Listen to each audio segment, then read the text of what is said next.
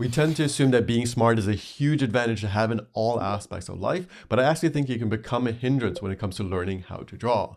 In my 6 years of teaching beginner artists, I've found that a lot of my smarter students tend to be the ones that struggle the most. I think there's a very good reason for this, so if you are a high IQ person, this might resonate with you. When you went to school, were you one of these kids who didn't really do much studying at home, but always passed tests with flying colors?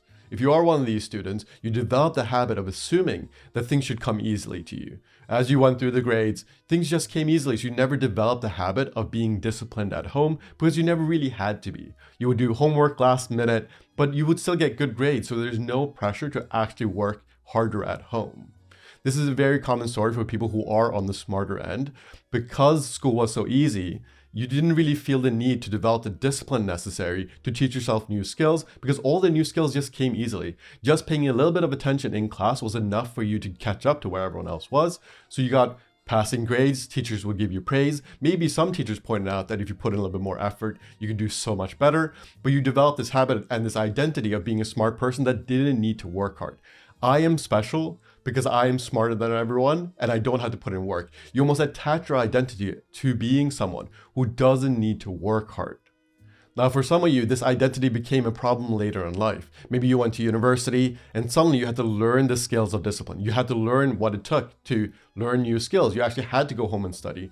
And since you hadn't built up those habits at an earlier age, it was actually way more difficult. So a lot of your peers who might not have the same brain power as you or like the same engine as you were doing better in school because they had those habits built in, while you, as someone who identifies as not working hard, really struggle with working hard because it was going against your identity. Although some of you might have just gotten away with this identity. Some of you might have just gone through university, or maybe you just went straight into work after high school and you didn't really have to work that hard, and you have this identity, you carry this identity with you that you are a smart person, therefore you shouldn't have to work hard. So when you start to learn how to draw, this becomes a real problem. A lot of my smarter students assume that they're doing very poorly in terms of drawing because they're not learning fast enough. They think that, oh, I'm a smart person, I should be able to do this very quickly. So they get very disappointed with themselves when they'll see insane improvement within the first month because they're not used to putting in hard work. They're not used to being disciplined. They're not used to slow progress. A lot of smart people assume that there's a trick. They assume that if they just focus for a little bit of time that you should get amazing results. But that is not true. If you're not a talented artist, that is not going to happen. Now, some artists seem to be that way just because they drew from a young age. But honestly, if you are someone who's learning how to draw and you do consider yourself a smart person, this can really, really backfire. It can create a lot of judgment and shame because you carry this identity that goes against all the principles that we're trying to teach here on YouTube. Almost all art teachers teach you that you need to take time, you need to be disciplined, you need to be okay with slow progress because you're probably going to be a beginner for a very long time. I teach my students to just take on the mindset that you're going to be a beginner forever because I do think that that takes away a lot of the judgment and shame. And a lot of times when I'm talking about that mindset, I am thinking about my students who are on the smarter end because they're not used to the idea that they're going to be bad at something for a very long time. And all that judgment and shame that comes from that is not useful for the artistic practice. If you are someone who resonates with this gifted child syndrome where you think that everything should be easy, what I recommend you do is to stop trying to find a trick or a secret that will make everything easier.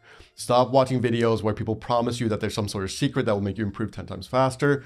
I know I lean into that sometimes as well, but ultimately it's all about hard work. There is no secret. You're not going to use your magical brain power to suddenly learn how to draw like an advanced artist within a year. That is not going to happen. So you just need to take that expectation and put it aside. It's never going to happen. There are no tricks. Well, there are some tricks that will help you improve faster, like leading into joy, but there are no magical tricks where your brain power gives you such a huge advantage over everyone else. Learning takes time, practicing takes time, and once you lean into the joy of drawing, it will become easier because then you will realize that actually being a beginner is fun, so you don't have to focus so much on getting good. But if you do have this identity around, I should be able to do this quickly, that will become a real problem as you learn how to draw. If you are someone who struggles with high expectations of yourself and judgment and shame, I recommend that you check out the Inner Artist course, where we start off the course just writing out our expectations and really grappling with them, because I do think that that is one of the best strategies to overcome perfectionism.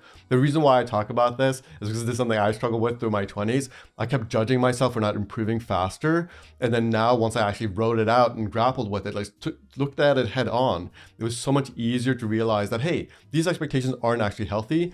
I think of myself as more special than I am, and that's not a healthy mindset to keep, right? You don't want to think of yourself as so unique and better than everyone. So you want to shed those expectations, and that will only really happen if you face them head on. So sit down, write them out. We start the course off that way. You can check out the link below. It's included in the Absolutely Everything bundle. So if you have that bundle, check out the Inner Artist course, do the first section, because I do think that it's immensely valuable, and I'll see you in the next video when you are ready.